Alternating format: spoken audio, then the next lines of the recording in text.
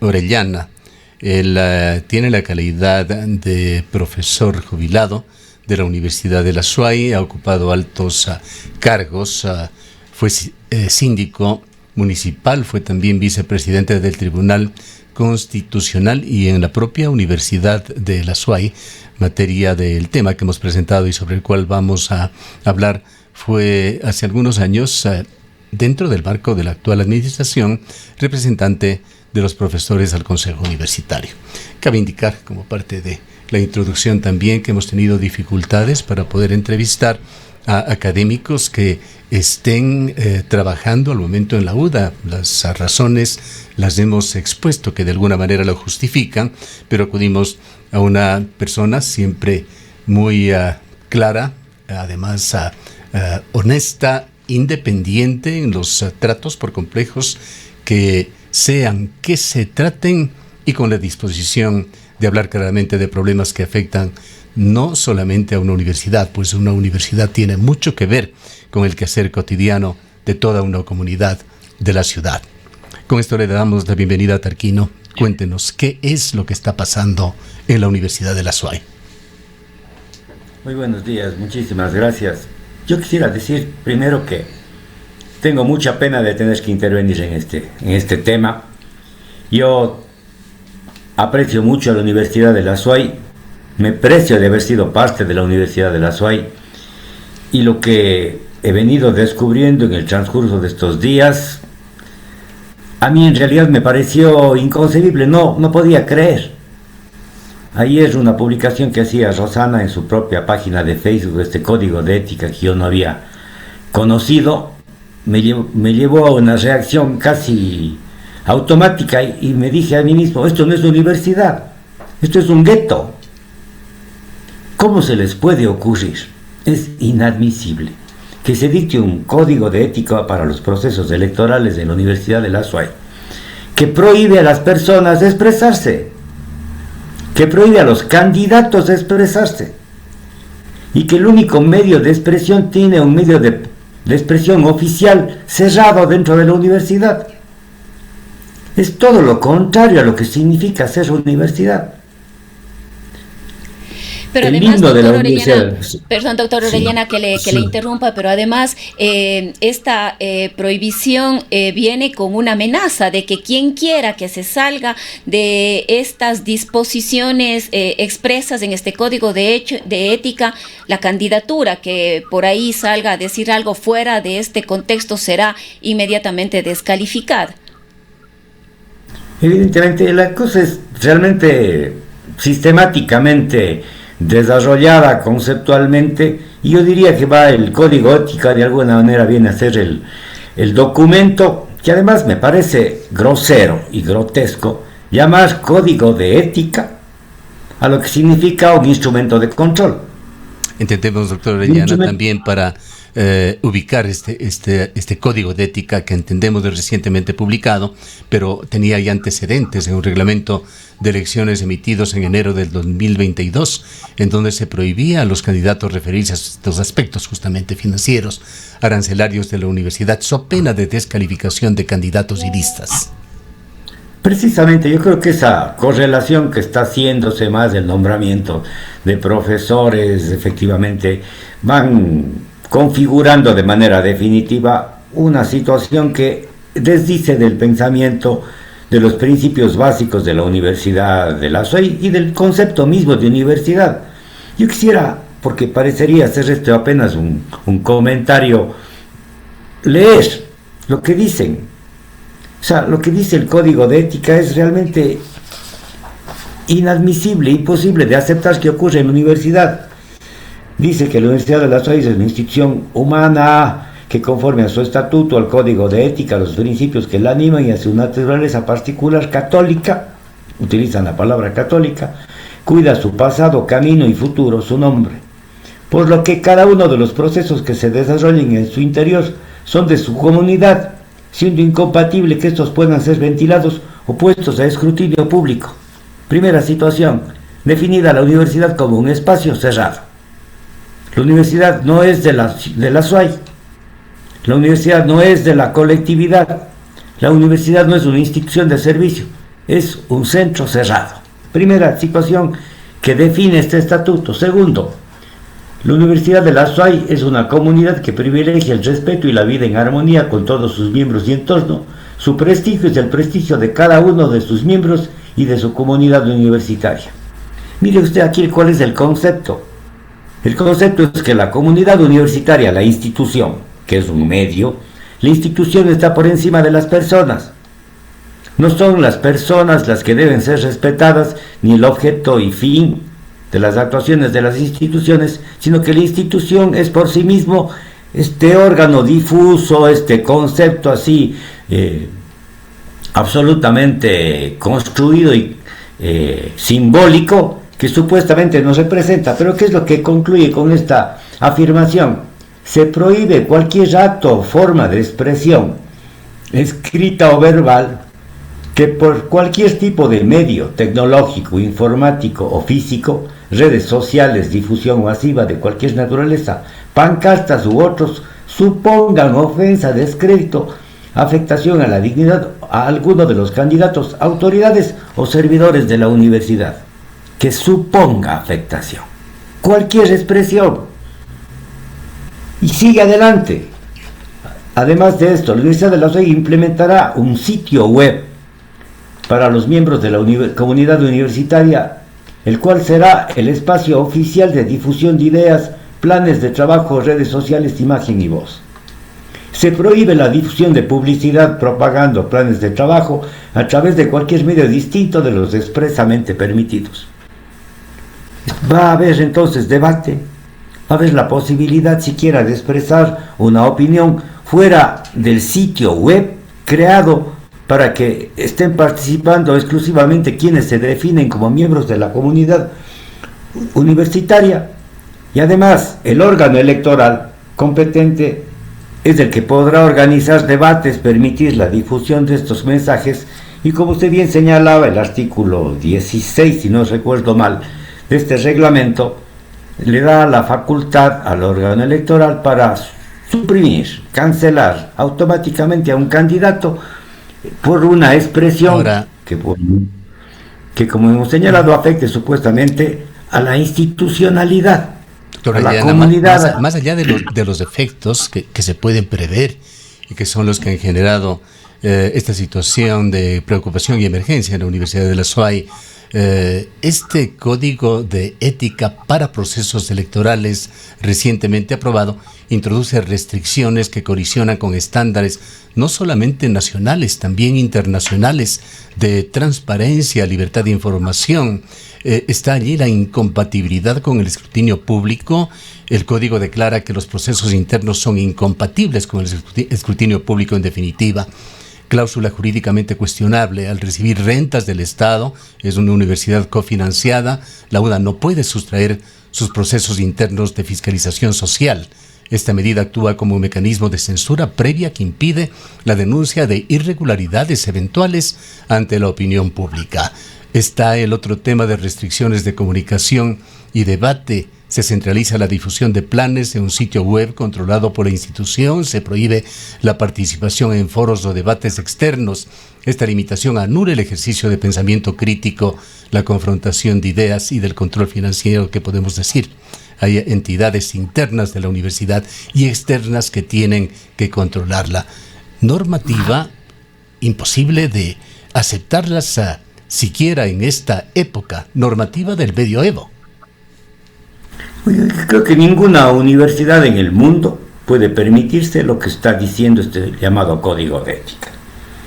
Porque imaginémonos así casi como en una parodia. ¿Qué es la universidad? ¿Acaso es una institución monacal donde los profesores en silencio levantan su mirada y no pueden ni siquiera levantar sus ojos hacia el rectorado donde uno llena la luz de todo su pensamiento y toda su actuación? Yo estaba, le digo con franqueza, sin saber qué es lo que debería poder decir y expresar en esta oportunidad que usted está brindando.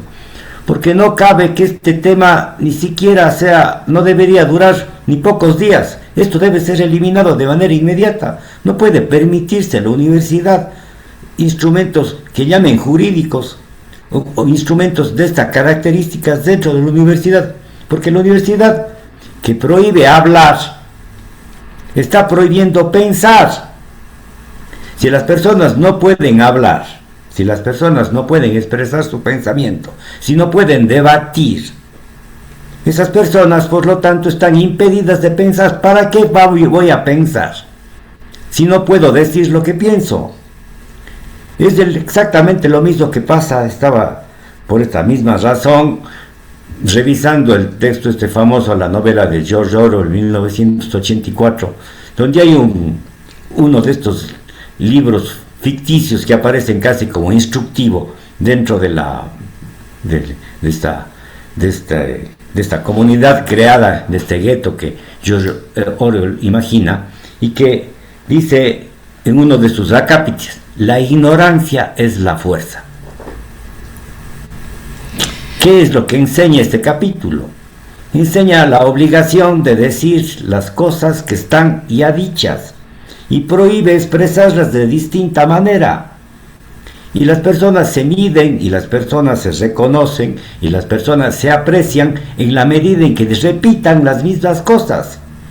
Si eso se dice que pueda ocurrir al interior de la universidad, de una universidad, ciertamente no estamos hablando de universidad. Eso no es universidad. La universidad es el ámbito del pensamiento más amplio. Las universidades son autónomas y la condición de su autonomía está pensada, creada, conceptualizada para garantía de la libertad, para garantía de la producción de la libertad, y la posibilidad efectivamente del desarrollo del pensamiento implica dos conceptos: libertad de pensamiento, pluralidad y diversidad. Sin eso no es posible la universidad. De tal manera que si se prohíbe que las personas se expresen y que existan distintas opiniones, efectivamente estamos prohibiendo la existencia misma de la universidad. Ahora, doctor Orellana, todos estos documentos entenderíamos que deben pasar por un debate al interior del Consejo Universitario. Extraoficialmente hemos conocido que para aprobar estos documentos, este código de ética, hubo un cambio en las autoridades, es decir, en los decanos, decanas de las distintas facultades. Se hizo un cambio por designación de la autoridad primera de la universidad, que es el rector. Definitivamente es una cosa gravísima. No conozco realmente la actuación que ha ocurrido con detalle, cuál ha sido la fórmula que se ha desarrollado, pero esto consta en la ley de universidades. La ley de universidades les da a los rectores estas facultades extraordinarias que realmente son groseras respecto de lo que es la organización universitaria, pero ciertamente yo creo que a ninguna universidad del país se les puede haber ocurrido una cosa como esta que está ocurriendo en la Universidad de la SUAY. A mí me apena muchísimo tener que hablar en este tono, tener que decirlo de un modo tan frontal, tan ciertamente confrontativo, porque es obligatorio que haya una explicación, porque es obligatorio que yo creo que la única respuesta a los cuencanos, a los azuayos, a la propia comunidad universitaria es derogar este instrumento. Eliminar estas fórmulas que ciertamente son también la declaración categórica de que no pueden permitirse ni están permitiéndose, y por lo tanto uno debería decir qué están escondiendo, qué están ocultando, qué están queriendo ocultar, para que los temas de la universidad no puedan ser tratados ni siquiera dentro de la universidad, porque aún dentro de la universidad, dentro de este órgano oficial, dentro de esta comunidad cerrada que está creándose artificiosamente, tampoco hay cómo hablar de ciertos temas.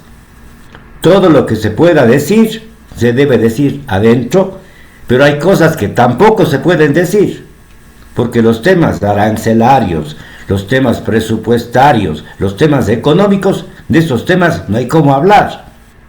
Y de lo que no se puede hablar, entonces hay que callar. Y de lo que no se puede hablar tampoco hay por qué pensar. Hablar de censuras, pues de eso se trata. Es también hablar de que no se ejerce en la Universidad de la SUAY autonomía universitaria. Y con esto bien vale refrescar muy brevemente, a grandes rasgos, el origen de la Universidad de la SUAY. Se fundó por allá con Monseñor de Jesús Serrano Abad, cuando la iglesia en Cuenca era realmente poderosa, años 50, años 60, los que en esta semana nos hemos tenido por diversas razones que referir reiteradamente. Allí se inició con el Instituto Superior de Filosofía, con respaldo de la Arquidiócesis de Cuenca, y tenía este nexo directo que luego pasó a convertirse ya en la evolución a la organización de la SUAY, con distinguidísimos rectores de pensamiento claro, muy liberal, muy contemporáneo, más que liberal, como Mario Vintimilla y quienes le han seguido. Usted hablaba de una organización monacal que no podía ser aceptado, pero aparentemente con otra de las polémicas decisiones de estos días se está retornando hacia allá, pues hay una figura del canciller, y rogamos ponerlo en pantalla, esta última decisión que dice: el arzobispo de la Arquidiócesis de Cuenca ejerce las funciones de canciller. Los candidatos a rector y vicerrectores requieren para su inscripción la aprobación expresa del canciller, con el fin de velar porque se mantenga el espíritu propio de la universidad y se cumpla sus objetivos. Esto merece, perdóname que me tome unos segundos más, pero entender este rol de jerarquía eclesiástica y la potestad discrecional que se le quiere dar al arzobispo de Cuenca. En estas épocas en que Ecuador, por múltiples razones y en sus distintos ámbitos de vida, se ha apreciado de ser un país laico, y la normativa, no se diga en el tema de educación, tiene que respetarlo. La vinculación con la Iglesia Católica se instrumenta a través del arzobispo de Cuenca con esta normativa, quien ha ejercido como canciller, pero el canciller ha tenido una función realmente, digamos que representativa, nada más, pero sin participar en la parte ejecutiva, menos de estructura educativa de la universidad. Históricamente su rol ha sido solamente el de invitado con voz sin voto, y esto entendemos está incluso en uno de los artículos del Estatuto Universitario. No obstante, este reciente endurecimiento normativo que se ha dado en mayo, en este año recientemente, ha transformado esta función de vigilancia espiritual en una potestad discrecional de control político al supeditar la inscripción de candidaturas a su expresa aprobación. ¿Cómo se entiende esto? Ahora, quizás aquí vale la pena, Gustavo, también mencionar que esta aprobación de la Universidad de la SUAY entendemos que es un cambio en el estatuto y que todavía deberá pasar por una revisión y aprobación del Consejo de Educación Superior, pero no obstante, ahí están ya las intenciones y los propósitos internos de la UDA. Sí, efectivamente yo no he conocido de esta disposición, no sé si estará aprobada, pero sin duda alguna creo que los elementos a los que hemos hecho referencia el día de hoy y que están ya aprobados y que son parte de la propia normativa que rige dentro de la universidad, explica que ningún profesor pueda hablar, explica que ninguna autoridad, además, en este momento vaya a dar la cara, digámoslo así, a la propia colectividad azuaya y cuencana, porque van a decir que el estatuto y el código de ética los prohíbe. Ahora resulta que la ética universitaria es callarse. Ahora resulta que es parte de la ética universitaria no poder conversar ni poder debatir. Es realmente intolerable e imposible que esto le esté pasando a la universidad y esto esté pasando en Cuenca. A mí me parece realmente terrible, porque si esto aceptamos que ocurra dentro de la universidad, estamos naturalizando, estamos convirtiendo casi en una fórmula de vida el autoritarismo, y que vamos a llamar entonces corrección ética a la subordinación. Vamos a llamar comportamiento ético al silencio. Vamos a decir conducta de aprecio y conducta que se respeta aquella que no piensa. Perdónennos, o sea, no podemos, yo lo digo con toda claridad, no cabe aceptar que en Cuenca y en la Universidad de la SUAY ocurran estas cosas. Por lo tanto, es imperativo, creo que es un asunto de principio, que estos temas se debatan públicamente. Es un imperativo, llamémoslo categórico en términos kantianos, de que este tema sea, por lo tanto, difundido, convertido en un momento en donde reflexionemos, Démonos la oportunidad de pensar qué es la universidad y para qué sirve. Démonos la ocasión de volverle a poner a la universidad, como ha sido en la historia de Cuenca, tema que realmente ha dejado de ocurrir en los últimos años, en este órgano en el cual los cuencanos nos acercamos para pensar. Es el lugar a donde los cuencanos nos acercamos para encontrar razones. Ese espacio en donde podremos debatir y en donde nos sentimos confortados de pensar y reflexionar. Si eso no es posible.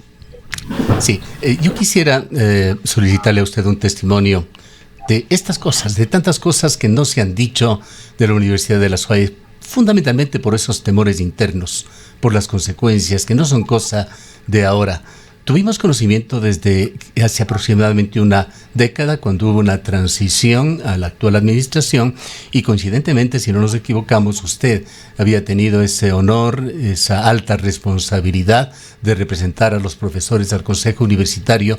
Se dio otra situación similar, que de alguna manera lo tratamos incidentalmente también en este medio de comunicación, pero que en realidad no trajo mayores consecuencias. Lo que había sucedido es que se había generado entonces un ambiente de división en esa universidad, entre quienes apoyaban a la administración aún nueva y se sometían a su línea de gobierno universitario, y entre quienes no lo hacían.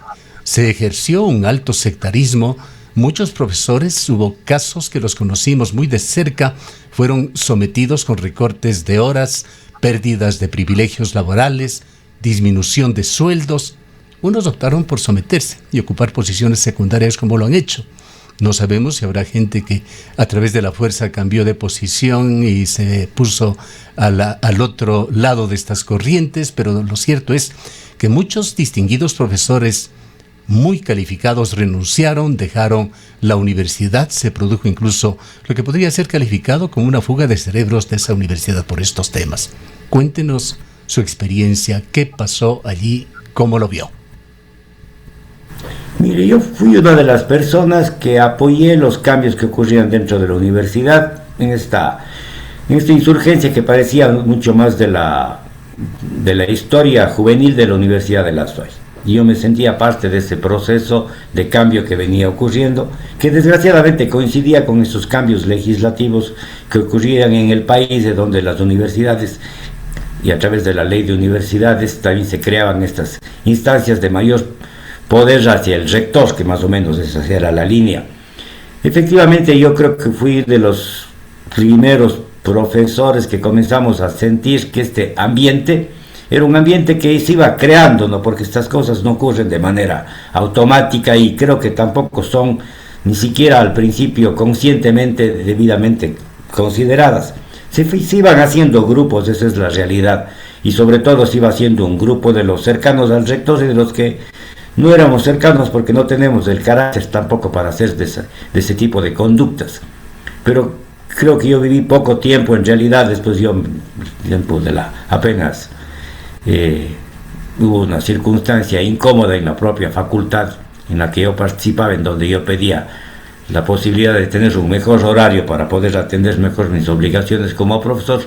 No se me dio esa posibilidad. Yo presenté mi renuncia, efectivamente, porque no había condiciones para poder trabajar en las condiciones que yo, como profesor de más de 20 años, lo único que pedí es que, teniendo pocas horas de clase, se me diera la posibilidad de darlas de manera temprana.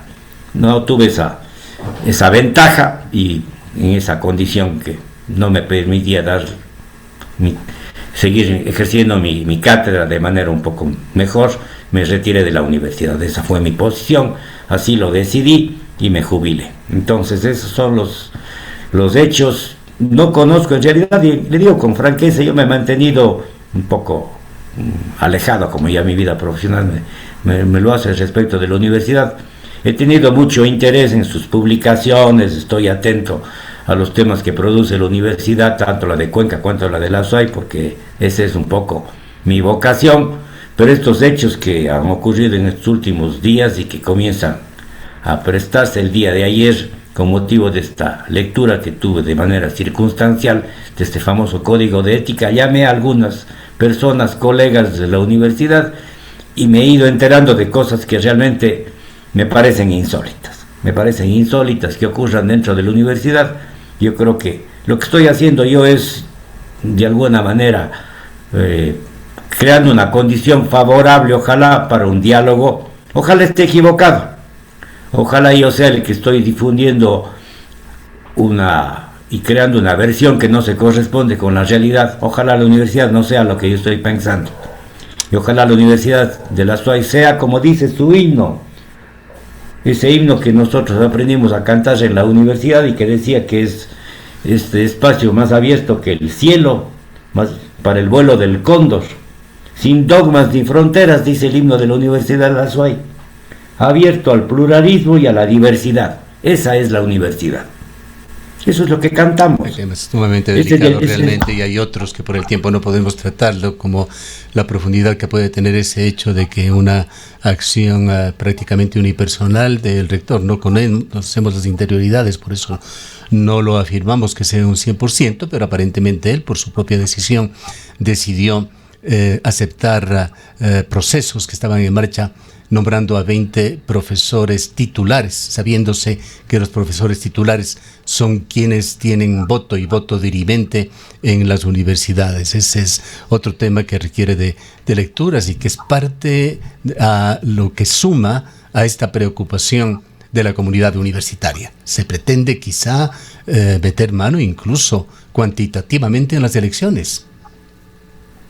Miren, después de leer lo que se ha aprobado, yo creo que todo es posible.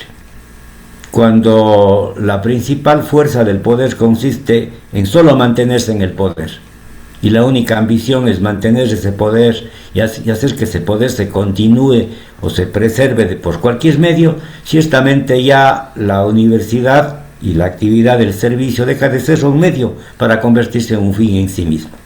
Y si el fin en este momento es el poder de los que están en el poder, ciertamente la universidad es un instrumento para su propio servicio. Realmente situación muy preocupante y que, como usted lo ha señalado, doctor Orellana, lo fundamental es excitar para que la universidad abra sus puertas, se ponga del otro lado. Esta serie de censuras no llevan a nada. La Universidad de la SUAY, la universidad en general, es parte de nuestra comunidad y merece saber a ciencia cierta qué es lo que está sucediendo allí. Además, tener juicios de valor sobre la claridad, la transparencia del sistema democrático que tiene que primar en todas ellas. Yo creo que nos sobran las palabras en temas como estos. Creo que debemos exigir una respuesta ética universitaria, y una respuesta ética universitaria no puede ser sino de derogar estos instrumentos y ciertamente de crear un clima favorable a la vigencia de la vida universitaria. Usted ha hecho alusión a 1984, el famoso libro de George Orwell. Yo voy a otro personaje famoso de novela, Sherlock Holmes. Él, para resolver un crimen, la primera pregunta que se hacía es: ¿a quién se beneficia? Con esto cerramos, agradeciéndole por su atención. Muchísimas gracias, buenos días. Declaraciones del doctor Tarquín Orellana, ex síndico municipal, ex vicepresidente del Tribunal Constitucional, ex representante de profesores en el Consejo Universitario de la UDA.